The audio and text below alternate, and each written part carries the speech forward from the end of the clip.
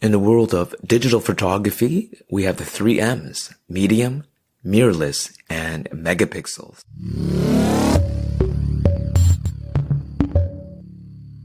Thanks so much for tuning in for another episode of Photography Radio. My name is Tomasz, and today you are listening to Take's Take with Kayo, where he covers what's new and interesting in the world of photography, including digital, analog, mobile, and everything in between.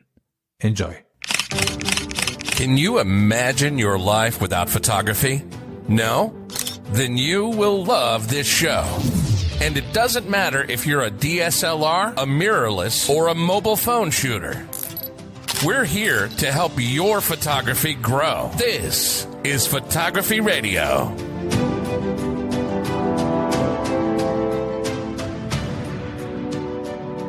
Hello everyone, this is Kayo, and happy Friday. Welcome to Take's Take, which is my take on what's new and interesting in the world of photography, including digital, analog, mobile, and everything in between.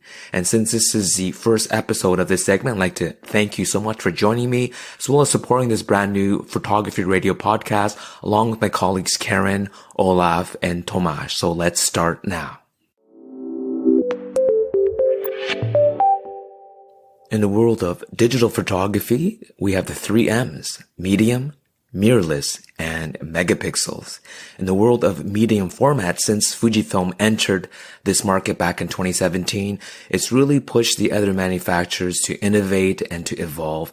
And we can see that with phase one, they have the brand new XT modular camera system, which includes the new IQ4 digital back, which has 150 megapixels. And they claim it to be a full frame medium, which is not exactly accurate because the smallest medium format during the film days was 645, and this is I think 53 by 40, so it's getting closer but not yet full frame. But I get their point. But 150 megapixels is quite large.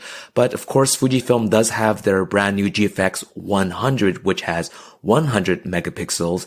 Not only that, it has decent video as well as in-body image stabilization. And of course, Hasselblad is not going to be left in the dark. They also have their brand new modular camera systems, as well as the update to their very popular X1D. Now it's in this Mark II phase.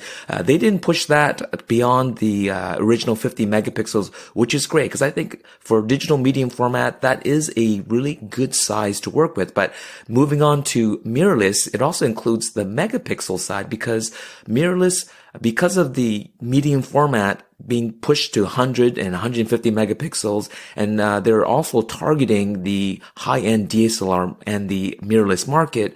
Mirrorless 35 millimeter or full frame are now pushing their megapixels up. So the brand new Leica SL2 and its sister camera, the S1R, has 47 megapixels. And we know as well Nikon with the Z7, and as well as the Sony A7 R Mark III, they're all now pushing closer and closer to that 50 megapixel point, which of course they are targeting the high-end market that perhaps are deciding to move up to medium format, and they're not going to let that happen. And so they're pushing those megapixels up. The SL2 is the most video-centric Leica camera that they ever created, and being new players, the Panasonic, it was very smart of them to use the Leica mount to go into full frame mirrorless, and now that has the other manufacturers scrambling.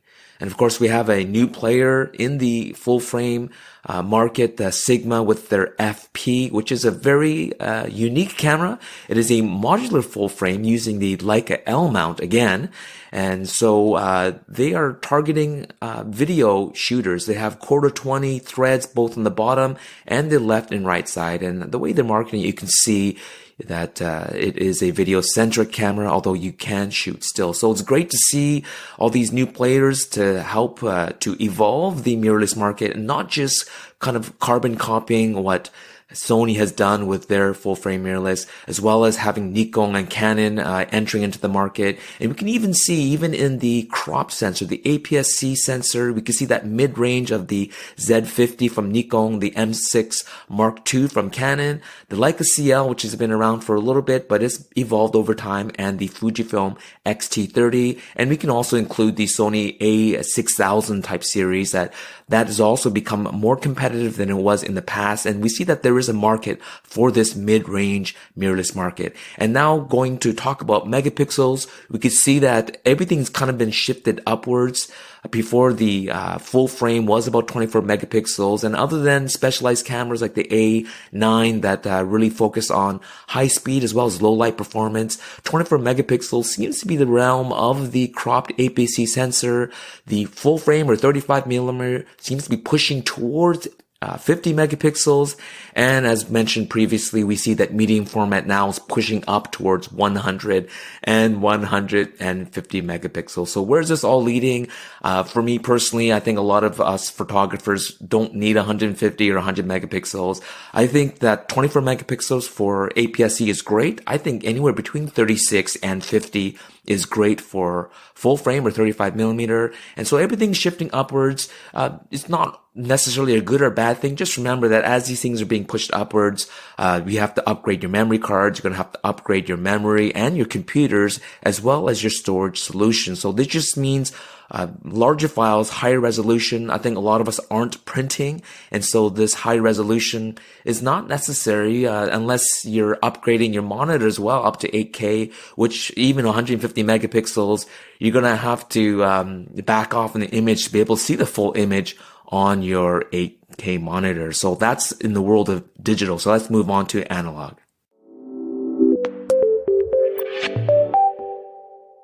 In the world of analog photography, also very exciting.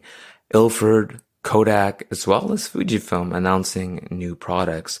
Ilford announced the 5th generation multi-grade paper, the RC paper, as well as their ISO 80 ortho film in both 135 and 120 formats, promising very fine grain, and it's the sharp orthochromatic black and white film. So that's awesome. As well as Kodak, they have the extra chrome one in 135 that was announced a couple of months back, and they did say that the 120 is going to be released in the fall, and we're in the fall now, approaching winter, so hopefully we'll see that. It's being beta tested around the world by various photographers, but I really want to get my hands on this Ektachrome 120.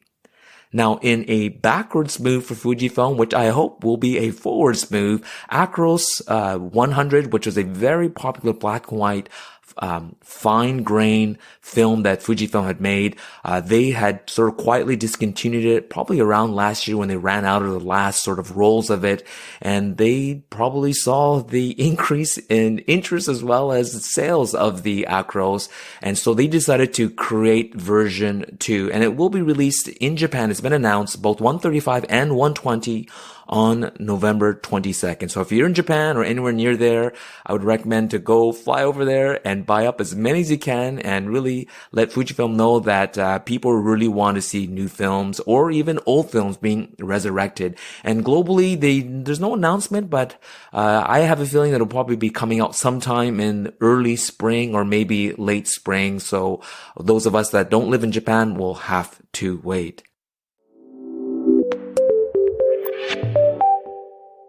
Staying on the subject of film and Kodak, if you actually go to Kodak.com and under the motion section, go down to shot on film, I thought it was kind of neat seeing all the recent movies that were released that were actually shot on cinema film. And so the movie The Irishman with Robert De Niro, as well as Ad Astra with Brad Pitt, shot the old school way using cinema film. But I thought this was quite unique and unusual. Aziz Ansari's Right Now on Netflix, that was directed by Spike Jonze and produced by Jason Baum, was shot using a Super 16 film, which is a very unusual film format choice. And so the producer Jason Baum, this is what he said. He said, shooting on film was an idea from very early in the creative process. We didn't want to record a typical Netflix stand-up special with standard coverage and a fleet of 4K digital cameras. Film allowed us to create something that felt raw and unpolished. Specifically, 16mm allowed the image to have a little more character and texture than 35mm. It really felt like a throwback to an older approach of recording live events. And what film did they use specifically? Well, they used Kodak Vision 3 500 color negative film 7219, and it was pulled one stop and rated at ISO 250. Now, those of you that know me, I love Vision 3 500T, which has the remjet layer removed and relabeled as CineStill 800T, and that's a beautiful film. And I would say, even if you don't care about comedy specials, even if you don't care about Netflix, go check out the this comedy special right now, and you can see that aesthetic that is so beautiful. So I thought I would just bring that up as something, as a point of interest for those of you that not only are interested in cinema, but as well as in film.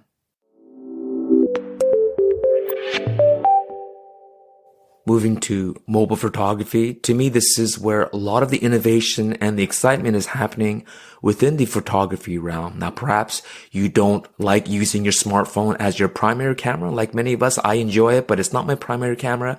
But in the mobile field, such as software, Photoshop is now available for the iPad, and now they're updating Lightroom, which had an issue of importing RAW files directly into the app, and that's going to be fixed in the near future. And being able to process, to ingest, process, to edit your images, to do batch processing while on the go really is the future of photography for many types of photographers as well as videographers. And so seeing this innovation happening within this mobile field is really exciting.